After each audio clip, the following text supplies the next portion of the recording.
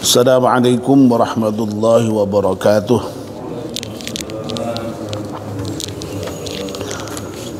Bismillahirrahmanirrahim. Alhamdulillahi rabbil alamin. Wassalatu wassalamu ala asyrafil mursalin Sayyidina wa maulana Muhammadin wa ala alihi wa sahbihi ajma'in, amma ba'd.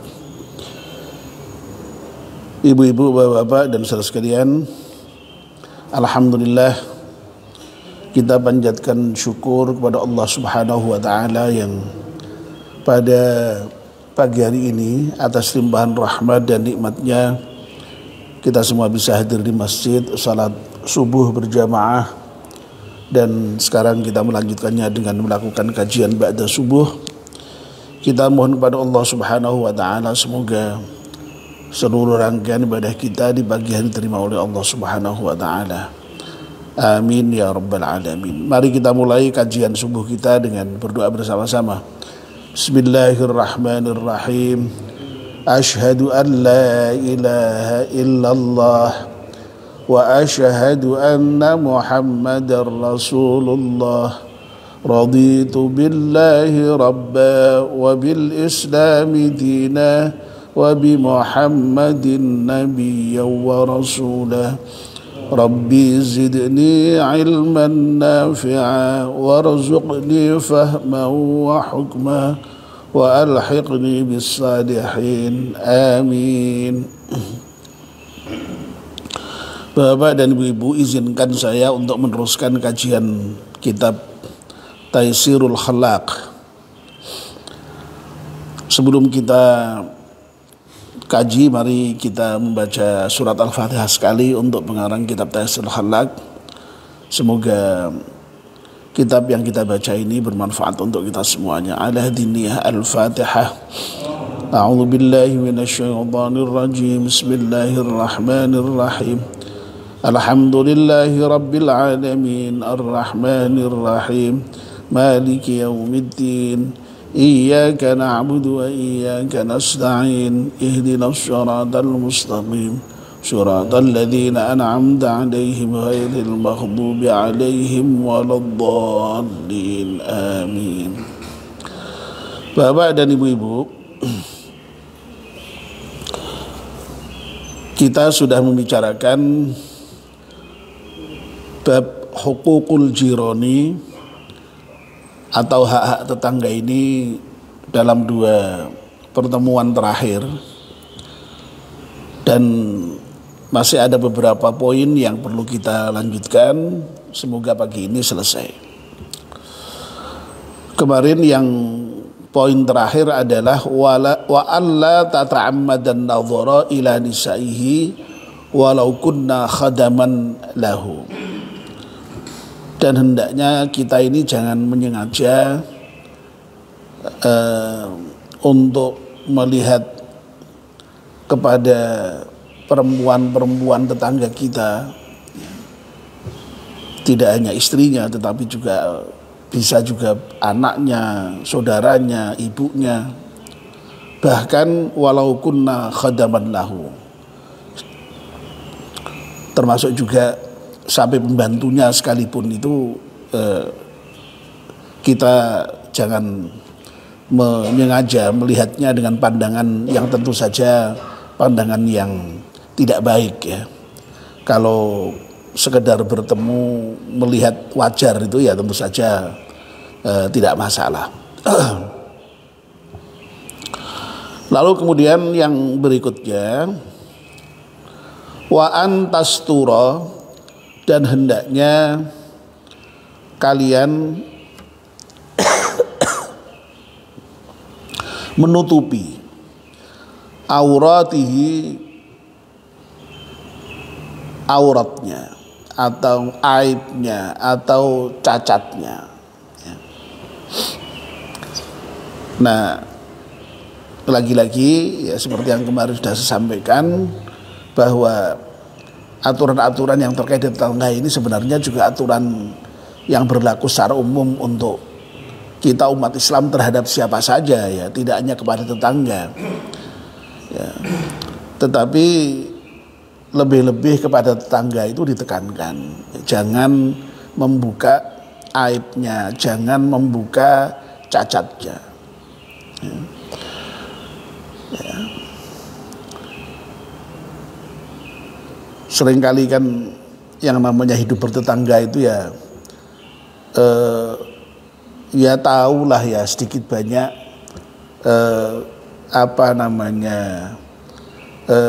katakanlah aib tetangganya, katakanlah cacat tetangganya, begitu ya. Nah, kalau kita tahu sekalipun aibnya, kita tahu sekalipun cacatnya, itu pesan agama jangan dibuka ya, atau kalau bahasa kita jangan diewer-ewer ya. Ya. Tetapi sebaliknya hendaknya kalau ada cacat, ada aib itu ditutupi ya. Ya, sekali lagi ditutupi, tidak diewer-ewer ya. Ya, misalnya wong di tetangga itu kan ya mungkin secara tidak sengaja kita mendengar tetangga kita itu ya wong namanya bertetangga ya, apalagi kalau pas lewat atau pas secara nggak sengaja mengetahui ada masalah tetangganya, itu ya meskipun toh tahu ya, itu ya sekali lagi jangan lalu di siar-siarkan ya, diumbar ya. Jangan lalu kok kemudian begitu ada masalah seberah di tetangga itu lalu kemudian besok lalu menjadi headline ya, berita jadi heboh di antar tetangga gitu ya. Ya misalnya suatu ketika kok ada dengar gerumpian gitu tetangga, apalagi kalau tetangga berdempet-dempetan temboknya hanya satu, itu kan ya mungkin sok kedengaran itu ya, mungkin ya. Itu lalu ya jangan kemudian malah menelisik, wah ada apa itu ya, setelah ada apa lalu kemudian besok jadi berita utama di antara tetangga, itu jangan sampai ya. Kalau toh tahu sekalipun ya, meskipun ada yang lainnya tanya, loh kamu kemarin kayaknya kok ada apa, nah ya jangan kemudian lalu oh iya wah bla bla bla bla bla bla bla, tersiarlah berita, sa-RT tahu semua, bahkan sa-RW tahu semua ya, bahkan sa-Indonesia tahu semua gara-gara ada medsos itu ya. Ya, jadi ditutupi ya, aib sekecil apapun terkait dengan tetangga ya. Dan Masya Allah ya, orang itu ya yang mau menutupi aib saudaranya, termasuk aib tetangga ini ya. Jadi sekali lagi tadi sudah saya katakan, menutupi aib ini sebenarnya tidak hanya terkait dengan persoalan hubungan tetangga, tapi dengan siapa saja kalau bisa memang aib itu ditutupi. Dan Nabi kita Muhammad Sallallahu Alaihi Wasallam itu pernah menyatakan ya bahwa orang yang mau menutupi aib saudaranya, aib tetangganya, itu dia juga akan ditutupi aibnya oleh Allah Subhanahu wa taala. Ya. Man satara musliman satarahullahu yaumal qiyamah. Barang siapa yang mau menutupi aib saudaranya sesama muslim, maka nanti Allah akan menutupi itu aibnya di akhirat. Ya. Ya. Jadi Allah itu kan maha menutupi memangnya. Nah, setidak-tidaknya kita mencontoh ya, sifat Allah yang maha menutupi itu. Ya. Allah itu kan sering diberi atribut atau sifat atau nama Sattarul Uyub ya. Jadi yang zat yang maha menutupi aurat, maha menutupi cacat, maha menutupi aib dari hambanya. Ya. Kita semua ini kan sebenarnya ya besar atau kecil ya, itu pastilah punya aib, itu pasti ya. Bahkan dulu kita sudah pernah mengaji kitab Nashihul Ibad itu ya, kita ini kan kalau sekarang masih kelihatan baik gitu ya, karena memang aib kita ini belum dibuka oleh Allah sebenarnya. Ya. Ya. Kalau aib kita itu sudah Allah buka itu, ya Allah, runtuh itu ya. Kebaikan kita, sajaknya kita itu baik, itu begitu dibuka oleh Allah sedikit saja itu runtuh itu. Ternyata itu ya. Diri kita itu. Nah Allah memang sengaja bang ingin menutupi hambanya itu. Ya, jangan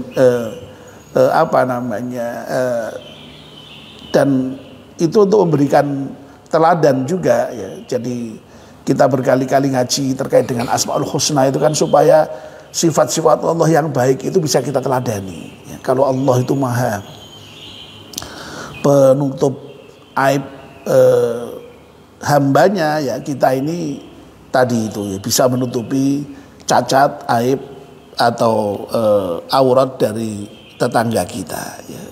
Jadi sekali lagi bukan sebaliknya diewer-ewer atau disiar-siarkan begitu, jangan.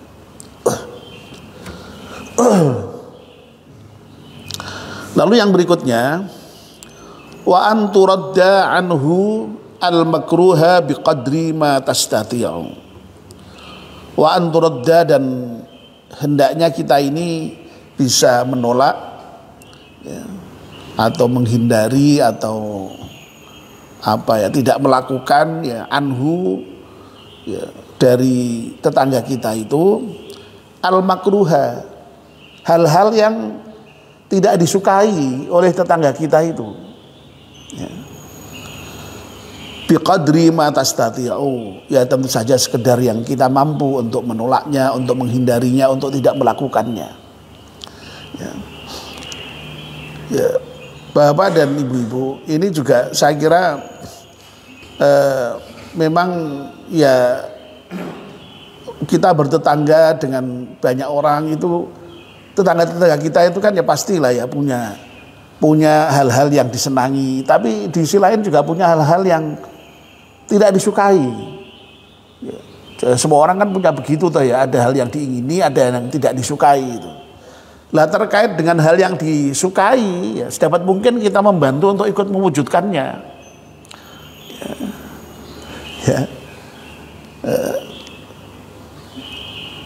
Misalnya tetangga kita itu senengnya apa ya, kita kalau bisa sedapat mungkin ikut mewujudkan kesenangannya itulah ya.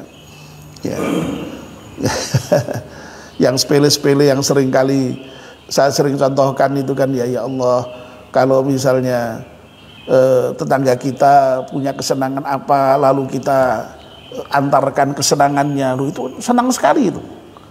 Waduh ya Allah, itu bahagia sekali itu ya. Di satu sisi waduh kok tonggoku kok perhatian banget karo aku ya. Di satu sisi yang lain kita emang senang, memang diberi yang disenangi ya. Tapi sebaliknya terhadap yang tidak disenangi itu sedapat mungkin kita jangan melakukan ya. Atau ya kita tolaklah hal yang dihindari, tidak melakukan itu, hal-hal yang tidak disenangi tetangga kita itu. Ya mungkin yang sering dicontohkan itu ya misalnya ya saudara kita atau tetangga kita itu tidak suka dengan suara-suara keras misalnya ya. Yo kalau begitu ya janganlah kemudian lalu sengaja nyetel jenenge dangdut keras-keras misalnya. Itu contoh yang sering disebut dan paling konkret yang sepele itu ya. Itu ya. Ya kalau toh mau dangdutan ya dengan suara yang seperlunya ya begitu. Jadi itu contoh yang paling mudah difahami, dan saya kira banyak itu hal yang tidak disenangi oleh tetangga kita itu, dan sebaiknya memang kita tuh memahami ya. Jadi apa yang disenangi tetangga kita, apa yang tidak disukai tetangga kita tadi itu sedapat mungkin dalam kehidupan bertetangga itu kita selami itu, kita pahami itu ya. Sehingga lalu kemudian kalau kesenangannya itu kemudian diwujudkan, dipenuhi, waduh itu mesti dalam kehidupan bertetangga sangat indah dan sangat nyaman. Nah sebaliknya, kalau hal yang tidak disukai bisa dihindari juga sama itu. Tapi kalau yang tidak disukai kok malah kita lakukan dan bahkan malah sengaja gitu ya, wow itu ya pasti bubrahnya, ya pasti bubrah ya. Punya tetangga kok kemudian lalu sering melakukan hal-hal yang tidak disukai oleh tetangganya, ya bubrah itu. Setidak-tidaknya ya apa, tidak suka neng-nengan ya. Terus yang paling banter bisa jadi wes golek tonggo liyane wae gitu. Akhirnya pindah rumah. Loh itu sering kali terjadi itu. Ya, sering kali terjadi. Ya. Jadi orang tidak betah dengan tetangganya itu sering kali terjadi. Nah oleh karena itu ya makanya ya diatur sedemikian rupa supaya senang begitu ya. Hidup bertetangga itu nyaman, saling membantu, saling menolong dan saling menghindari hal-hal yang tidak disukai tadi. Ya.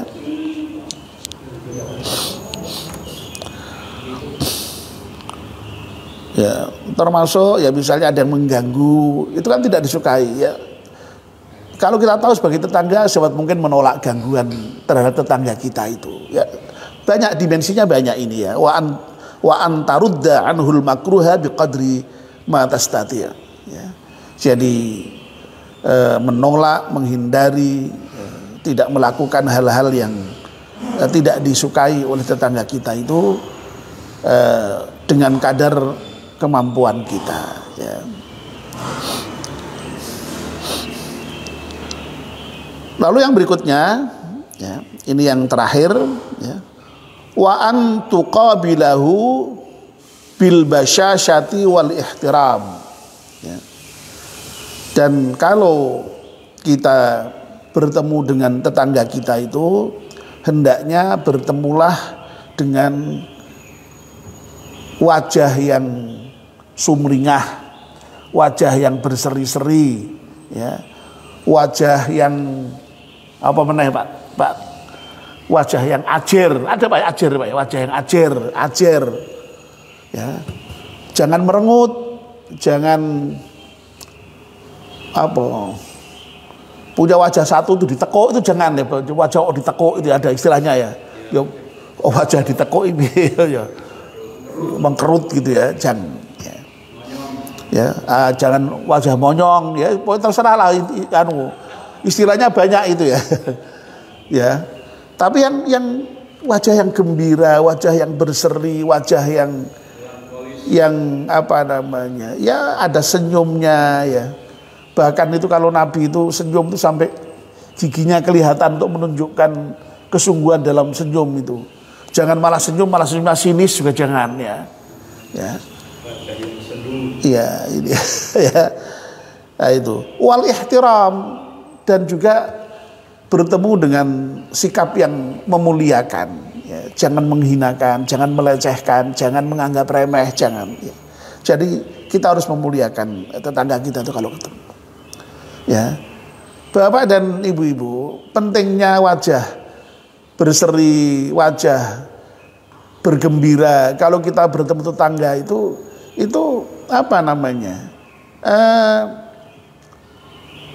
itu akan kemudian bisa juga memiliki dampak ya, misalnya apa, kita lalu kemudian merasa juga senang, oh tetangga kita ini sedang bergembira gitu ya, kan khusnudzon kita. Kalau orang bisa senyum, bisa ceria wajahnya, itu kan menunjukkan dia gembira atau setidaknya tidak ada masalah ya. Coba kalau misalnya ketemu tetangga kok wajahnya cemberut, mukanya ditekuk, itu kira-kira kan lu ada apa ya? Jangan-jangan ada masalah dengan saya, atau jangan-jangan lalu muncul banyak sangka-sangka itu nanti itu. Banyak suudzon nanti itu. Tapi kalau ketemu dengan tetangga itu kok kita lalu menemukan saudara kita, tetangga kita itu wajahnya berseri ceria itu. Ya, itu kan lalu senang kita itu. Ya. Ya, makanya ya Allah, yang namanya Rasulullah itu sangat memerintahkan itu untuk menunjukkan wajah yang berseri, wajah yang gembira itu, ya, sumeh, macam-macam lah yang disebutkan dalam bahasa kita itu termasuk akhlak yang baik itu, Bang. Jadi bastul wajhi, jadi wajah yang ya tadi itu sumringah, wajah yang acer, wajah yang ceria, ya, jangan merengut, tidak ditekuk, ya. Ya memang kadang-kadang ada, ya, jadi yang namanya orang itu memang bawaannya begitu, ya, ada, tapi sedapat mungkin tuh jangan sampai tidak ceria, itu jangan, ya. Saya itu punya teman, ya, teman lama, ya, itu penggembira sekali. Jadi kalau ketemu teman itu rasanya heboh begitu, ya. Sampai misalnya ekspresi di dalam foto itu juga kelihatan. Jadi misalnya zaman sekarang itu kan, ya, di Facebook, di apa itu kan foto kan bisa dilihat, ya, sak pirang-pirang gitu, ya. Itu tidak ada fotonya yang tidak menunjukkan senyum dan sampai dengan gigi yang terlihat itu tidak ada. Jadi sampai begitunya, ya. Sampai ketika dia sakit sekalipun itu selalu menunjukkan wajah yang gembira. Dan kalau misalnya di foto, meskipun dalam kondisi sakit, tetap dalam keadaan senyum, fotonya itu selalu itu, ya.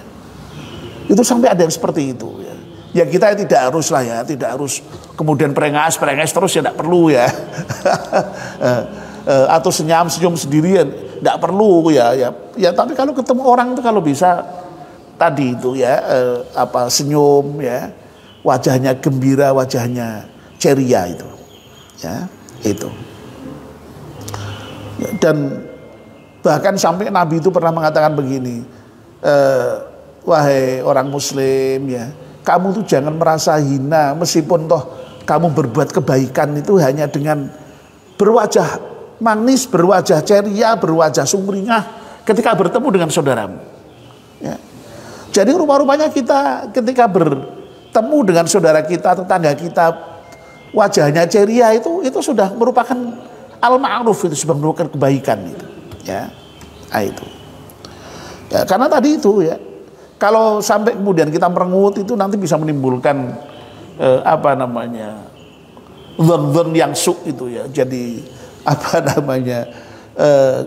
ada hal-hal yang kemudian menimbulkan sangka-sangka yang tidak baik gitu, ya, itu. Dan memuliakan, jangan menghinakan, ya.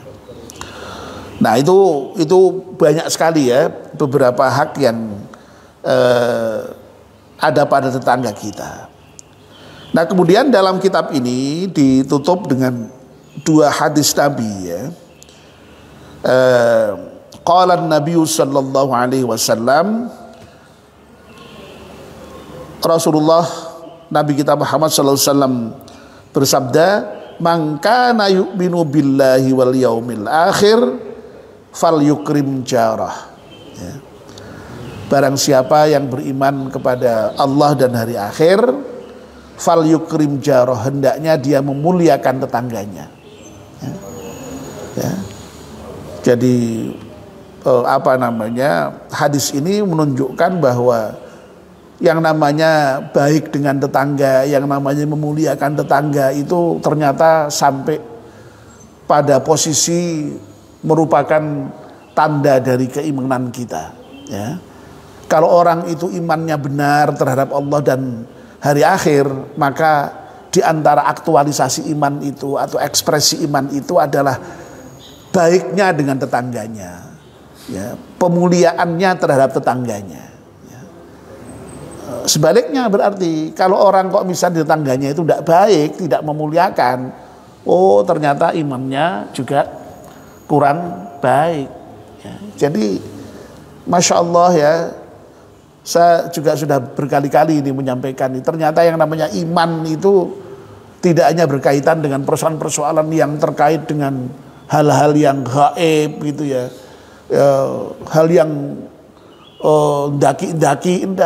Kadang-kadang iman itu terkait dengan persoalan nyata kehidupan sehari-hari, termasuk dalam kehidupan bertetangga itu. Kalau kita ingin imannya baik, maka hendaklah bertetangga dengan baik, ya.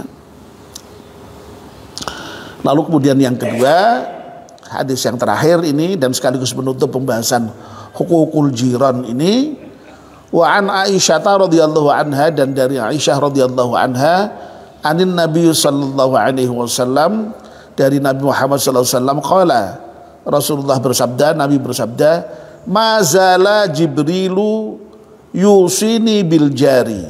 Ya. Kalau terjemahan letterleknya ya, Jibril itu tidak pernah berhenti, tidak pernah putus-putus, ya. Yusini, berwasiat kepadaku, bil jari, ya, terkait dengan persoalan tetangga itu. Jadi Jibril itu selalu memberikan pesan kepada Nabi, ya, tidak pernah berhenti bahkan, ya, itu untuk menyampaikan hal-hal yang terkait dengan tetangga itu, ya. Ya. Lalu Nabi kemudian melanjutkan dawuhnya, hatta dzanantu, sehingga aku sampai menduga, ya. Jadi nyono, ya, nyono itu menduga, betul Pak ya, nyono, ya, mengira, menduga, annahu, sesungguhnya tetangga itu sayuwarithu, akan mewarisi tetangga yang lain, ya. Jadi karena saking seringnya Jibril itu mengajarkan terkait dengan kehidupan bertetangga itu untuk baik itu, dan itu juga memang terekspresikan itu dengan hadis Nabi, ya. Banyak sekali itu hadis Nabi yang mengajarkan terkait dengan supaya dengan tetangga itu memuliakan, supaya dengan tetangga itu baik, ya. Sampai kemarin sudah saya contohkan, ya, terkait dengan kebaikan kepada tetangga itu suka memberi, suka weweh, ya. Bahkan untuk weweh, untuk memberi tetangga itu tidak harus yang bagus-bagus, ya. Kalau bisanya kok hanya bisa kikil kambing, berikan, itu jangan merasa hina, ya. Kita ini kan kadang-kadang kan untuk memberikan hadiah yang barang-barang yang kurang bagus itu kan sok merasa nggak enak itu, ya. Tapi Nabi mengatakan begitu, ya, jangan merasa hina kamu meskipun yang bisa kamu berikan itu hanya kikil kambing. Orang iso ngei daging yo kikil-kikil ora apa-apa, napa nyenanoni kikil. Saya begitu. Sampai kalau masak itu Nabi pesen, lo coba Nabi itu ngurusi hal seperti itu sampai itu, ya. Wahai wanita muslimat, ya, kalau kamu masak itu, kalau masaknya kuah itu hendaknya diperbanyak kuahnya, loh, ya, dagingnya 1/4 kilo, kuahnya sak ember, apa-apa, ya. Engko didumke tanggane sak mangkok meskipun toh sak mangkok isine dagingnya mung sak. Lo kayak gitu tuh diajarkan Nabi, dipesankan Nabi itu kepada kita itu untuk berbuat baik kepada tetangga itu. Ya, jadi maksudnya apa? Kok kuahnya ben banyak nih? Ya ben akeh sing kebagian gitu loh. Ya, sampai segitunya itu Nabi itu mengajarkan agar supaya berbuat baik dengan tetangga itu. Lah, itu tadi Nabi itu karena Jibril itu selalu selalu berwasiat untuk berbuat baik kepada tetangga itu, sampai Nabi itu menduga jangan-jangan tetangga itu punya hak waris kepada tetangga yang lainnya. Ya, itu hanya dugaan Nabi saja, ternyata memang tidak, ya. Jadi yang namanya waris tidak ada kaitannya dengan tetangga, ya. Jadi waris itu biasanya terkait dengan persoalan hubungan darah, ya. Jadi meskipun baiknya kayak apa tetangga, ya tetap tidak memiliki hak waris, ya. Hanya Nabi ini menunjukkan saking terlalu seringnya itu Jibril itu mengajarkan tentang supaya berbaik dengan tetangga dan supaya baik dengan supaya memuliakan tetangga itu. Ya. Mudah-mudahan apa yang kita kaji ini bermanfaat untuk kita semuanya dan mudah-mudahan bisa kita praktekkan dalam kehidupan sehari-hari kita di dalam bertetangga. Amin ya rabbal alamin. Mari kita akhiri dengan berdoa bersama-sama. Bismillahirrahmanirrahim. Wal asri innal insana lafi khusrin illa alladhina amanu wa amilus salihati wa tawassaw bil haqqi wa tawassaw bis sabr. Subhanakallahumma bihamdika asyhadu an la ilaha illa anta astaghfiruka wa atubu ilaik. Wassalamu alaikum warahmatullahi wabarakatuh.